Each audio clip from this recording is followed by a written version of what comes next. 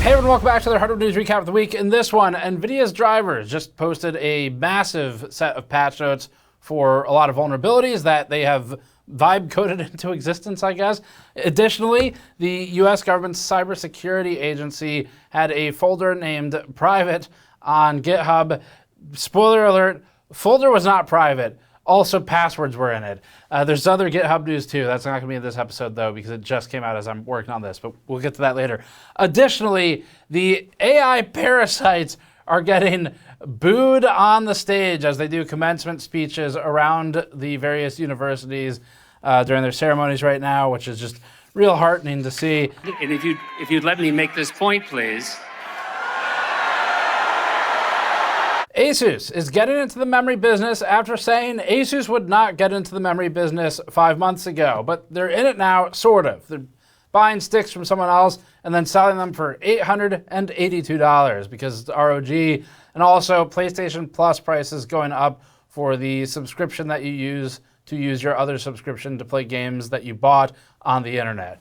So all that and more. Also, Computex is coming up in a couple weeks, and we've got a ton of interviews and booth visits to see all the new stuff they have. So we'll talk about that too. Before that, this video is brought to you by Montech and the 10 Micro ATX case. The 10 is launching for Montech's 10-year anniversary and goes heavy on the mesh ventilation with a fine mesh front, side panel, and even heavily ventilated rear exhaust for the case. The case is an open slate for fan positioning and airflow, and also advertises 9 power supply positions, 3 motherboard positions, and 7 GPU slots across modes, which makes the case highly reconfigurable, giving you the ability to build a unique Micro ATX PC that gives more space than ITX, but doesn't take the footprint of ATX. Learn more at the link in the description below. First up, just the usual quick GN update before a major trade show or event. The one coming up now we're about to leave for, because we always go early every year, is Computex, which is the biggest show of the year.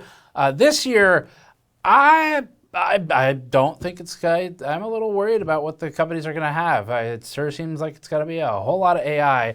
And interestingly, this year, NVIDIA has a GTC event, their own event, that just so happens to be the exact same time in the same area. And they're like kind of working together, but it seems more of like an NVIDIA, you either work with me or I'm gonna make sure you regret it type of thing. That was my read on the situation. So it'll be a very interesting show, if only for that reason. But we'll be out there. We have, in addition to the sort of product coverage and then the interviews I hope to get with a bunch of different people who work in the industry, engineers and otherwise, we also will be meeting up with a bunch of people you all are familiar with. So Der Bauer, I'm going to get up with him. We'll show some of his new stuff, but also just talk about industry in general, fun topics, things like that. We'll also be meeting up with Steve from Hardware Unboxed. Last year, he took me to the bridal suite. By took me to, I mean, I think we occupied it when we probably weren't supposed to be, but look, no one else was in there, and they only found out when we published the video. But last time we filmed the video of the bridal suite, I'm gonna see if he'll take me to the chapel this time, and we'll see if we might not be, I don't know, maybe we'll be able to upload it to YouTube. Show should be pretty fun though, if only because this will be a good opportunity for us to also document additional coverage of the companies that are struggling, which is a lot of them right now, as we're talking about in several of our uploads at the moment for the companies that don't make silicon. So obviously the companies like Samsung, NVIDIA, Hynix, AMD, fuck all them. Like they've got plenty of money, they're fine. But it's everyone who relies on them for this industry to exist. We'll be talking to them as well. So that's kind of the plan.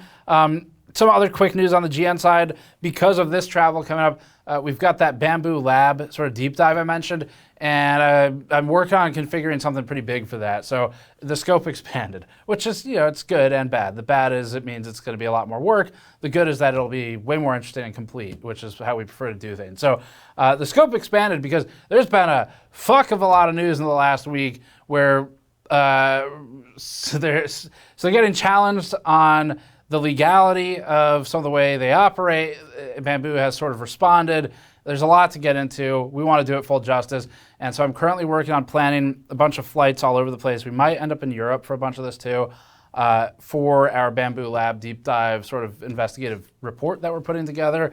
That will now likely be pushed out into like July or August. And the reason for that is because I'm also starting to research with the team some of the 3D printer laws that are being proposed, where we've gotten a lot more familiar at GN with the laws that are written, how they're passed, the lobbying, the spend, how companies benefit from them, and stuff like that. I want to dig into all of that as well, because I think there's some places where Bamboo could benefit from laws that are pretty anti-consumer.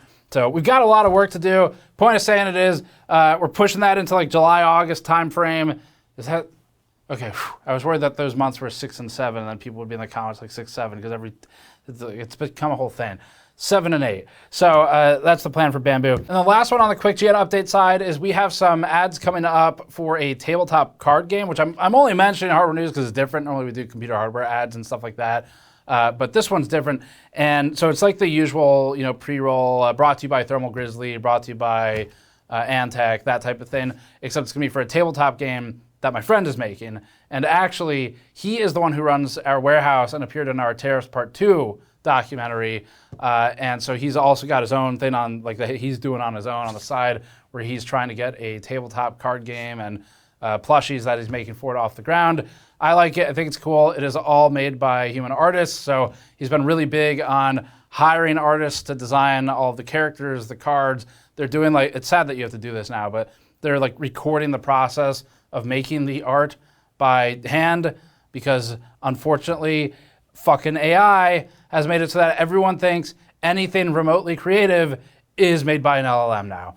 But I like what they're doing. I like their angle where, hiring artists for everything and actually making a thing that's creative expression is cool. So also, and the reason this is in news is some of you probably know who Vincent is, the attorney who joins us to talk about NZXT's lawsuit and ASUS's warranty issues and all that stuff. The guy who comes in and provides expert analysis, he has worked on playtesting and developing that card game. And if you've watched those interviews with him, he regularly references Magic the Gathering. So he's got I don't know what it is with lawyers, but every lawyer I know is a top tier player in Magic. So anyway, he worked on playtesting this card game too, which is called Totem. So that'll be one of the ads. I really only wanted to kind of go over it because when people see it, they're gonna be like, wait, what? This is not like a computer case. Why is this here? And that's why. I think it's cool.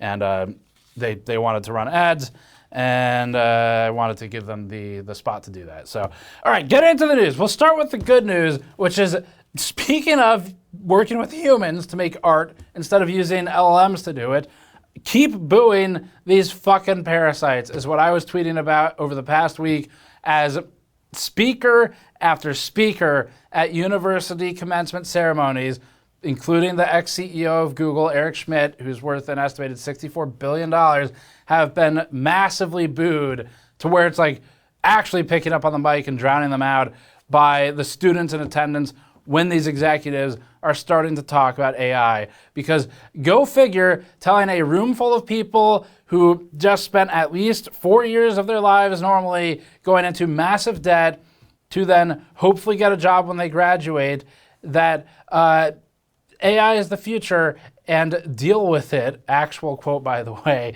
it turns out not a winning play, especially when you're go learn all of the stuff, and also, by the way, all that knowledge that you just learned, we're gonna feed it into the AI wood chipper and see what comes out the other side. Let's play a montage. We'll play them all back to back. This is a good news item, all right? This at the front of hardware, this is a world first. The first story in hardware news this week is a good news item because these fucking parasites are finally hearing what people actually think of their beloved AI. Let's roll the clips. Last December, Time magazine selected its Person of the Year for 2025. And this time, it was the architects of artificial intelligence. Interesting. It will touch every profession, every classroom, every hospital, every laboratory, every person, and every relationship you have. I know what many of you are feeling about that. I can hear you. There is a fear. We do not know the precise contours of what this transformation will look like. Choose a diversity of perspectives including, let me add, and if you'd let me make this point, please.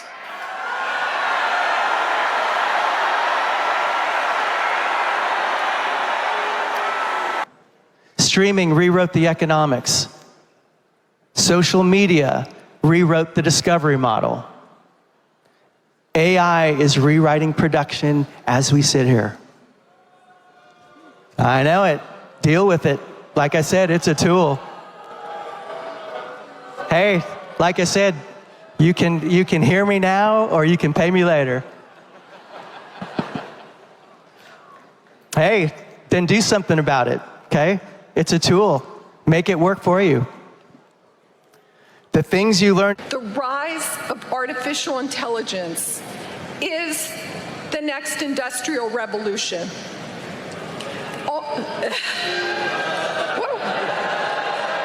So the people in these clips include ex-CEO of Google, Eric Schmidt, who champions AI and presumably its ability to replace millions of jobs.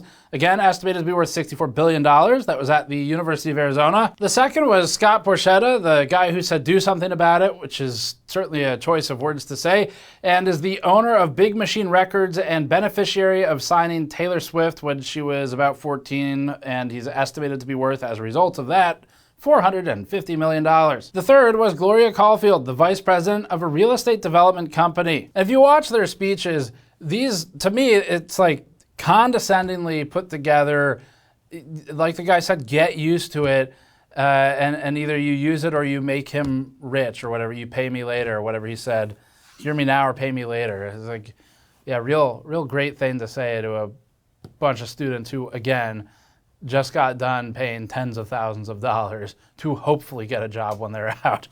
So I don't know. The choice is not the most in touch, but this is the next big one that's coming up is Lisa Booz. Lisa Su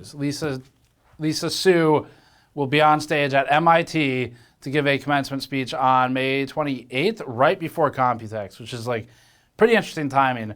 If they do a keynote at Computex and she goes and gets booed on stage at MIT, that will definitely make it into our coverage because that will live for the whole week at the show if that's what happens. But we'll see. We'll see if she reads through, if she sees what happens here and goes, maybe I don't like overcommit on the whole AI thing this time. But the good news is that everyone is fed up with the absolute feckless, destructive expansion of data centers as they have continued to encroach on clean air and clean water regulations, consume power beyond what we are actually capable of sustaining, increase people's power bill as a result of that, to pay for the power usage of the private companies that are benefiting from stealing everything that society has made to then profit off of themselves. So you get to make the stuff that they use to make their money, and then you also get to subsidize their energy consumption and their water as you drink and breathe less clean water and air,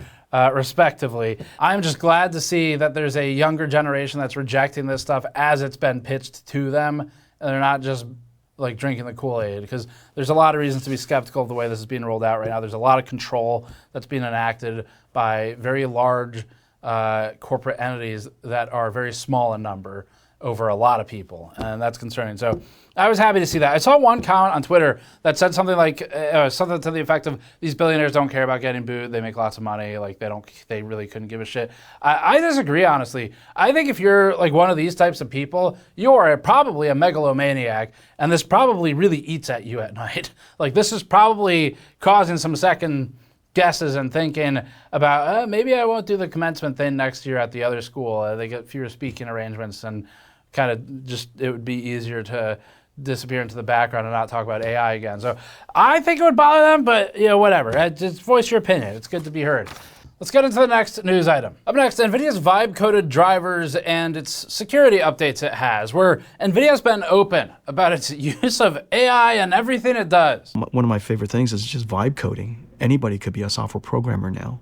And vibe coding is creating software that is better than a lot of software programmers. Maybe we're seeing the results of that. On May 18th, NVIDIA updated one of its security bulletins that describes a bunch of vulnerabilities for its drivers specifically. And NVIDIA has struggled with GPU drivers for the last 15 months or so, with things as basic as just stability and working. So this is a continuation of that, but on the security side. The most recent post recommends an immediate driver update for security reasons, with this patch arriving immediately after NVIDIA's GeForce Now third-party partner breach for its cloud gaming service. We covered that on GNCA, if you're curious about what happened there. The driver patch notes mentioned resolution of over a dozen CVEs, including several of high severity, with the impact notes mentioning denial of service attacks, escalation of privileges, which could be used for code execution at an elevated level, information disclosure, and we'd assume information theft, data tampering, and code execution. The vulnerabilities listed are being resolved for both Linux and Windows, though the specifics are different in some cases. Describing some of the exploits, NVIDIA writes, quote, NVIDIA display driver for Linux contains a vulnerability where an attacker could cause a use after free. A successful exploit of this vulnerability might lead to denial of service, escalation of privileges, information disclosure, data tampering, and code execution, end quote.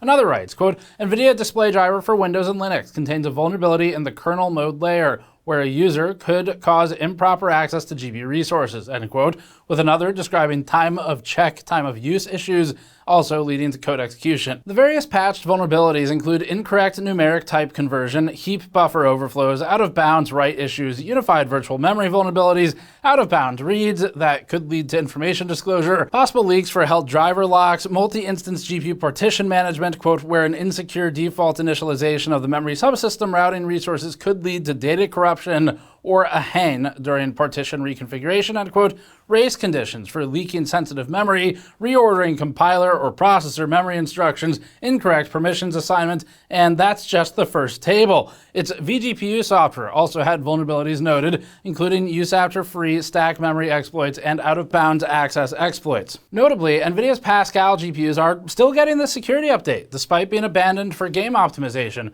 To NVIDIA's credit, they promised security updates for the 1080 Ti and its kin, and they seem to be delivering. The card is about a decade old now, and it still looks like it's one of the best supported gaming cards ever made because it's still getting the security updates. NVIDIA has had its worst year we've ever witnessed for its GPU drivers. They have been awful. I mean, the amount of issues since the 50 series launch it's really been impressive. It's very clear that NVIDIA has shifted its focus, and also maybe that it's using AI to code them or something. In multiple interviews, Jensen has talked about how they use AI in everything they do now. He's talked about Vibecoding and how much he's a big fan of it, and unironically using that phrase. And it's possible that we are seeing the results of that for their drivers. Up next, according to CTEE, in total, RAM module makers like AData and Team Group are bringing in about $880 million US between them in the form of bank loans, convertible bonds, and private share offerings in order to secure enough capital for ongoing memory purchases. So these companies, they're not the memory suppliers. The groups that make the memory themselves, again, are SK Hynix, Samsung, and Micron. There's a couple others like CXMT, but those are the main ones.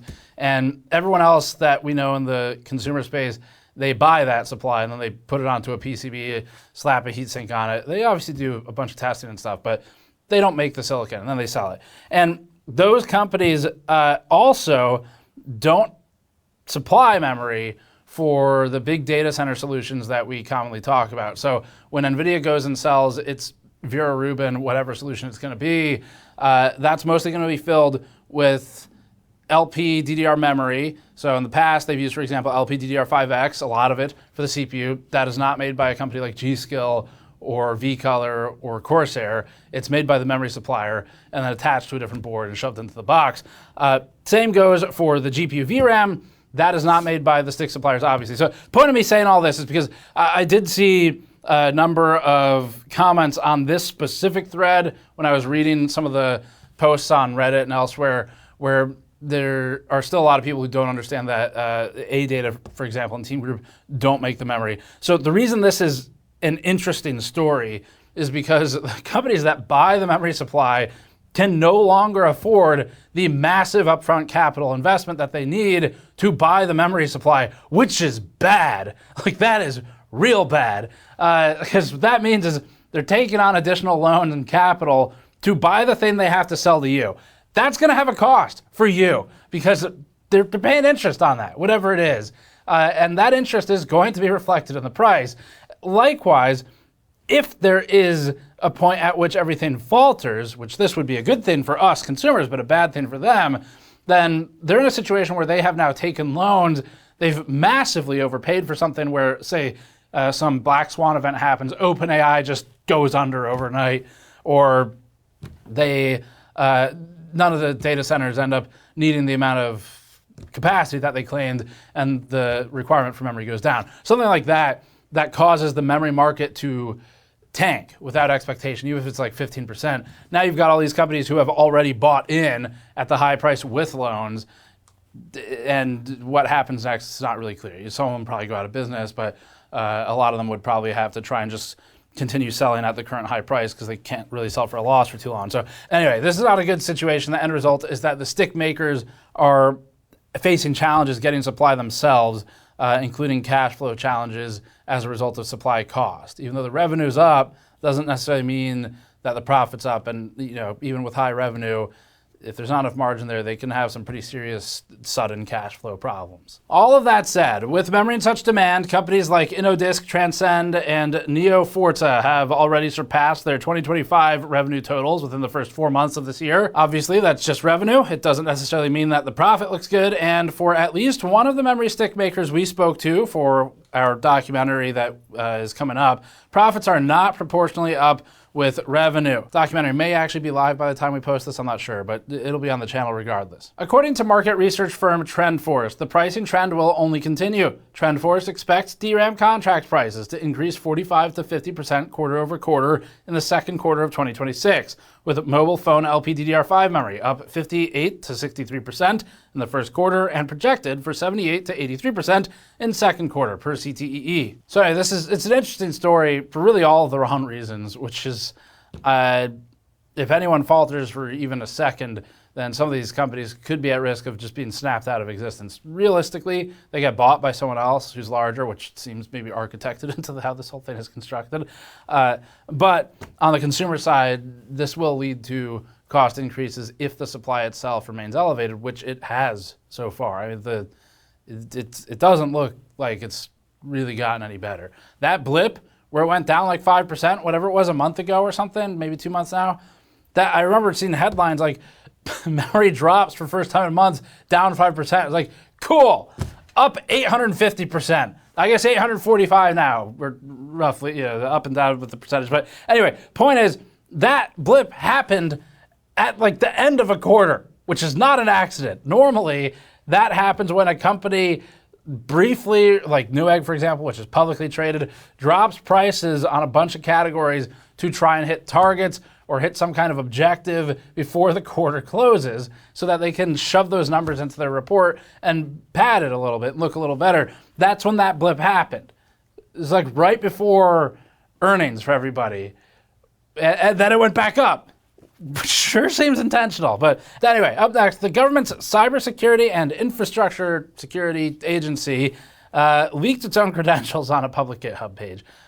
They called it private, but the honor system doesn't normally work, so I guess the takeaway we have for this story going into it is there are no non-clowns left in the clown car. The CISA's public folder contained plaintext passwords, Department of Homeland Security passwords, which we assume weren't the name of Kristi Noem's dog, cloud keys, and more. Krebs on Security has a write-up of the work done by Guillaume Valadon of GitGuardian, a security researcher. GitGuardian found a GitHub repository called private-CISA that was uploaded and maintained on an ongoing basis by the U.S. Cybersecurity and Infrastructure Agency. Via Krebs on Security, quote, commit logs in the offending GitHub account show that the CISA administrator disabled the default setting in GitHub that blocks users from publishing SSH keys or other secrets in public code repositories, end quote. Quoting Valadon as expressing his disbelief that his find was even real. Valadon said, quote, this is indeed the worst leak I've witnessed in my career, end quote. GitGuardian, the researchers behind the find, stated that it found, quote, 844 megabytes of plaintext passwords,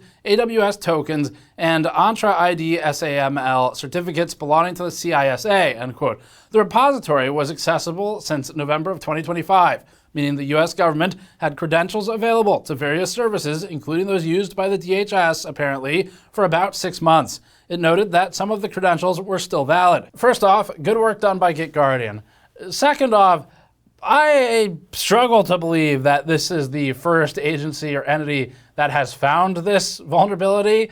They may be the first to publicly disclose it, and they may be the first that found it without intent to use it for bad things.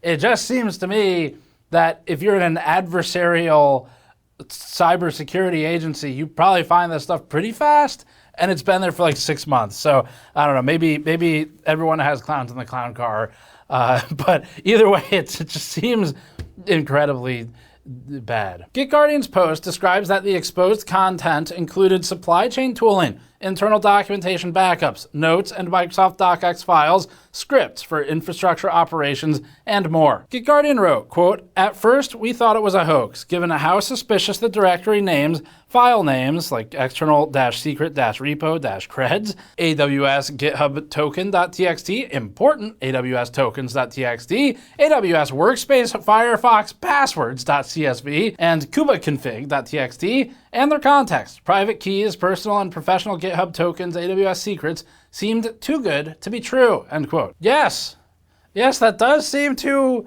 good to be true. Plain text passwords for government agencies on the open internet does seem too good to be true. If you're any kind of adversarial agency, because now you don't need funding to do your job because we just put it on the internet. GitGuardian said that it disclosed the leak via 9 emails to the repository author. GitGuardian gives credit to the CISA for moving, quote, fast, end quote, referencing other disclosures as taking longer. However, the group does note that it took days to get resolved, only happening quickly once they had emailed the CISA directly. Additionally, in some of our prior content, we've already reported how the CISA has been facing budget cuts and staffing cuts under the Trump administration for the past little over a year now. So this is either an indication that they definitely deserved those cuts, or that those cuts led to stuff like this. It's not really clear to me which one of those it is. At a time when US states are starting to propose bills mandating ID, though, for certain basic functions of the internet, like chatting with people in a video game, the handling of the US cybersecurity agency's credentials is a concern. If you haven't followed it, New York State currently is proposing a bill. We've covered this on our GNCA channel, which is a different channel we have.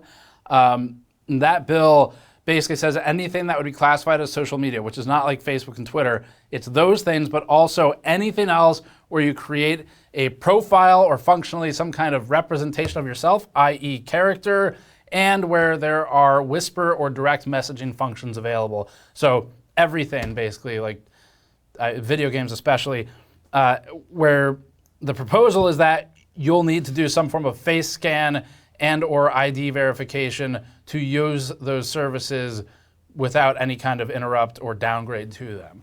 And at a time when we're proposing bills like that in government, apparently, leaking everything publicly, like it's not even a breach.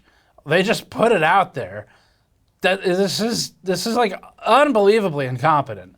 I can't really give them credit for acting fast when they did it to begin with. So to me, this was just like the biggest, thank you for the reminder of why face scans and ID uploads to do basic stuff on the internet is not a good idea. And if you want to see more about that, then the GNCA channel will link below, has it, and the coverage in our New York bill episode. Back in December, ASUS denied a rumor that stated it would be getting into the memory market. Now, back then, there were some stories that some suggested they were looking at getting into memory fabrication, which just, personally, I think that never was going to happen. ASUS is not that big of a business, but they denied the rumors at the time of getting into memory. But now, ASUS has at least decided to start selling sticks of RAM made by other people and decorated by them. They aren't fabricating the silicon, but they will be selling the 2 by 24 gigabyte sticks of DDR5 6000 2636 3676 memory in China for $882. The RAM sticks are made by Bywin. Via the ASUS slides published by VideoCards, ASUS will support both XMP and Expo, in addition to its own ROG mode, which works with some ASUS motherboards.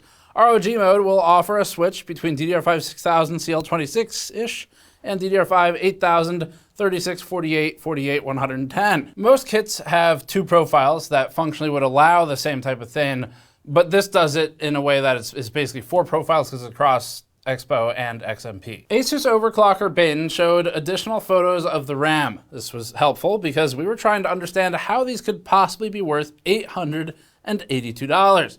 We assume it comes from the tasteful GPS coordinates printed on them, which are valuable because they probably point straight to the ASUS RAM warehouse or something. It's like a map to El Dorado, except it's like El Dorado. Let's just move on. Following Sony's price hikes on its PlayStation hardware, which included bringing the PS5 Pro to $900 because of changes to the, quote, global economic landscape, end quote, Sony is now also increasing the price of PlayStation Plus to $11 per month. Sony says this is due to, once again, quote, ongoing market conditions, end quote, noting that the price will only apply to new users and they'll grandfather in existing users. As you can imagine, the internet was not happy about this. One reason might be the big difference between increasing the price on physical hardware that has RAM in it and increasing the price on a subscription that allows you to use your other subscription for internet to play games that you already bought separately on the internet is there's no memory in that second one. The nested recursive subscriptions, they don't have the memory part. So PlayStation Plus already shouldn't exist, again, because it's like a double subscription. It is literally just a hard wall that blocks you from using the internet you already pay for. But it will continue to exist now at $11 per month starting, which is a $1 increase per month. A 3-month subscription will cost $28, which keeps that scale at a $3 increase over that time. Sony chalked the price hike up to, quote, ongoing market conditions, end quote. But at least it's not doubling the monthly price to play video games on the internet like Steam famously did, when it went from $0 per month to play video games on the internet to double that, which is,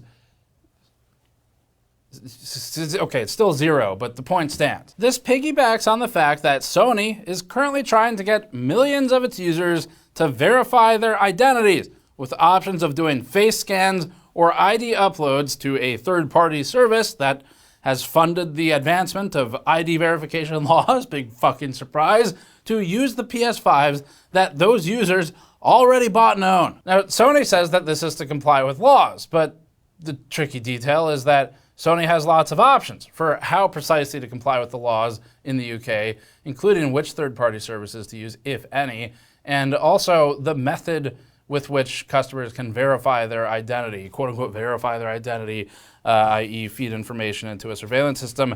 But our GNCA video explained why we think the implementation by Sony is dangerous, and we'll link that below. But that's on our other channel called GNCA if you want to hear about that. At least over here in the PC, playing multiplayer games is, other than sometimes games themselves, free, and you know, it's kind of how it should be because you're already paying for the internet. So to pay for a wall to go through, I get it. They've got service. They make enough money, right? But then again, I guess the PC also is the platform where 2 sticks of memory is $882. But it does have GPS coordinates on it. Speaking of increasing prices, with gas prices being so high right now, now is also a great time to figure out how to make EVs. An obvious alternative also cost more. A congressional bill called the Build America 250 Act is proposing an annual $130 fee on electric vehicles, which is set to increase $5 every year until it's capped at $150. Presumably the America they want to build is one where everyone is perpetually in debt, but there's good news. This is a bipartisan effort. The bipartisan bill was proposed by Transportation and Infrastructure Committee Chairman Sam Graves, a Republican lawmaker from Missouri, and committee ranking member Rick Larsen, a Democrat lawmaker from Washington State. For some reason, they didn't call it the Grave Larsen bill, but the bill notes that it's designed to, quote, continue to ensure we have bipartisan support of economically it says, quote, authorize funding for federal aid highways, bridge construction and rehabilitation, highway safety programs, transit programs, and rail programs, and for other purposes, end quote. Now, because we are a very serious publication, we sent a reporter to ask the lawmakers what the, quote, other purposes, end quote, meant. And we unfortunately couldn't understand their response. It wasn't in English. I'm not quite sure what the language was. But when we asked them what are the other purposes the money could be used for, they said something like, but I don't know if anyone could translate that. The two lawmakers put out a press release elaborating their justification for the fee, stating, quote, the Build America 250 Act ensures that electric vehicle owners begin paying their fair share for the use of our roads, end quote. The logic here on the surface maybe makes some sense, where they're basically saying EVs use roads, EVs are heavy, EVs put wear and tear on roads, EVs don't use gas, gas helps pay for roads, at least federally, and therefore EVs should pay for the use of those roads through something equivalent to the gas taxes. But it's just the execution of it that to us seems a little bit strange. At least 41 states already impose their own EV fees. According to the National Conference of State Legislatures, the lowest state fees start at $50 per year and encompasses states like Colorado, Hawaii, and South Dakota. They top off at $290 in New Jersey. In North Carolina, it's a nice, round, predictable, easy to remember number of $214.50. So that's good. Our understanding is that if the proposed bill becomes law, this money would be paid on top of the state requirement for their fees for EVs, which is because this would be a federal mandate for roads that are supposed to be federally maintained. And so that's, in theory, where that money would go. Flat EV fees are problematic for a number of reasons. First of all, the traditional gas taxes and users of that gas who drive gas-powered vehicles are paying based on how much gas they use, which would directly correlate with how much they use the roads and how far or how much they drive. The EV tax, as proposed, would be a flat fee federally for anybody with an EV. Those who drive very little would pay the same as those who drive a lot. And we also don't know where this stops, where it really wouldn't surprise me if e-bikes, at least some kind of them, end up on this type of proposal in the future, or if maybe e-scooters did, which definitely cause a lot less wear and tear than, for example, a heavy cyber So in addition, Consumer Reports reports that, quote, the average American pays between $70 and $90 per year in federal gas taxes, end quote. This is a far cry from what an EV driver from New Jersey might pay if this bill goes through, which would conceivably amount to $420 per year. Calculating fees based on mileage like New Zealand already does might make more sense, though that policy has reportedly caused a decline in EV sales. Catherine Garcia, director of the Sierra Club's Clean Transportation for All campaign, criticized the bill and said, quote, now is the time to incentivize, not penalize, clean transportation options that curb emissions harmful to our health and climate, end quote. The bill isn't a done deal yet. It still needs to be passed through the House and Senate before the president would sign it into law. Now, this in some ways feels similar to what we're kind of going through at the office with solar panels, where I've wanted to do solar panels for a long time just because, I mean, it'd be nice from both an environmental stewardship perspective and also just it is nice to knock out that recurring cost. But there's a big upfront cost, obviously. And there have been various tax incentives over the years or breaks to make it more affordable because it's just otherwise kind of impossible to afford. For us to do solar in a way that would actually like power our testing and all that stuff that we do here, it would be over $100,000 to get the panels. It would be close to $200K plus to get enough panels to actually cover our power usage, which is why I've never been able to do it. But point is, the breaks and the incentives for that just happen to be expiring at the same time that the power bill is increasing as a result of data center build-outs, which is just real nice. It's just, it's not really related. It's been bothering me lately. And I've wanted to say something. It's like, with the cost of energy going up because of all the fucking data centers, that aren't paying for their own energy build out, causing everybody else who lives here to pay for it. It sure would be a good time to invest in solar so that we can, it would pay for itself faster because the energy bill's going up. And so obviously the ROI, it's quicker, right? But then all of the things that make it actually maybe possible to afford are all evaporating at the exact same fucking time, which again, not related, but really annoying. So that's our new segment. Steve rants about random bullshit that bothered him this week. I guess that's actually what this entire channel is. But anyway, now there's it's like a section of a video. So it's recursive, kind of like the recursive PlayStation subscription, except for ranting. Up next, we've built thousands of data centers on land. Executives and CEOs are talking about building them in space.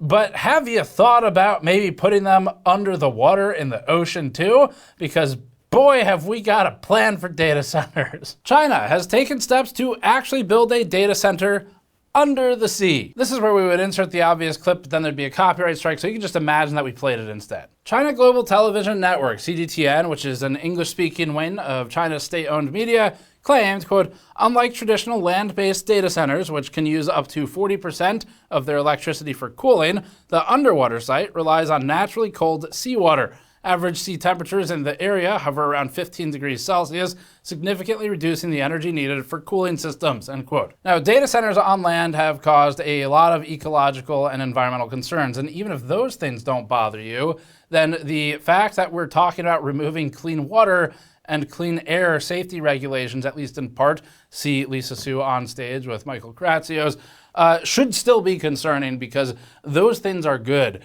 generally speaking. So the idea here is, what if we took all of those ecological, environmental, and health concerns, and then we put them into the ocean? The publication, sorry, it's just all so ridiculous now. It's like, I feel like every day I read the news is like, it's just like they typed into ChatGPT, do something more ridiculous than yesterday. The publication expanded on the specifics for the ocean data center, writing, quote, the underwater facility sits about 10 meters below the sea surface and contains 192 server racks across 4 levels. Its pilot phase currently operates at 2.3 megawatts, while the full project is expected to reach 24 megawatts, end quote. CGTN noted that the project has a total planned investment of 1.6 billion yuan, which converts to roughly 235 million US dollars. The publication claims the design reduces carbon emissions and states that, quote, the data center is linked directly to a nearby 200 megawatt offshore wind farm with more than 50 turbines, end quote. In a video on the CGTN YouTube page, the publication says that it, quote, cuts freshwater use to 0, end quote. While that certainly sounds better down where it's wetter, it doesn't really get into talking about the unforeseen consequences of everything we do with data centers except in the ocean instead, where it's definitely going to heat the surrounding water because that's how physics works. But to be fair, and I'm sure this would be the counter argument, oceans generally can take a massive amount of heat. The heat capacity of an ocean, it turns out, pretty fucking high, which is probably the argument, but you would have a localized hot, we'll call it a hot pocket, for example, that's probably trademarked, where the heat would be higher, at least around the data center. And particularly, too, one thing I haven't seen a lot of discussion, which when I was talking with Jimmy on the team about this, he made the point of, but particularly if there's a failure or a leak of some kind involving batteries, for example, plastics, heavy metals, or really anything to do with the data center where you get like a contamination breach effectively, the ocean then gets to have that stuff in it. So we've spent a lot of time trying to not put it in rivers that go to the ocean. I guess that was so we could shortcut them and just put it straight in the ocean instead. But anyway, the data centers, what I'm getting at is we need more of them, and they are good for society. And Jensen has not gotten his parasite into my brain yet. This is my actual opinion. The post doesn't also really talk much about the risk that underwater data centers face otherwise, aside from things like being in an ocean, which is just going to be harder to maintain. You also have potential corrosion concerns. I'm sure they'd use materials where they try to avoid that.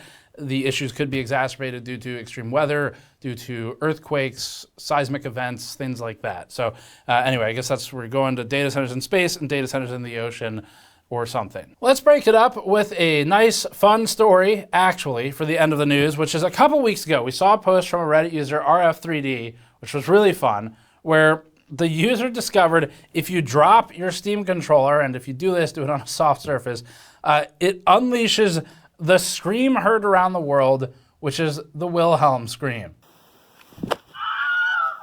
So it's nice. It's a fun Easter egg from Valve to include in the news. On the Steam controller subreddit, the Redditor elaborated that it has a timeout period, so users can't just spam dropping the controller to spam the scream. This is probably for the safety of the controller. On that topic, the user added, quote, "I discovered this by tossing the controller onto my bed. No controllers were harmed in the making of this post," end quote. Like the original Steam controller, which released in 2015, the 2026 variant doesn't have any traditional speakers, but it does have haptics, which can be tuned to generate tones.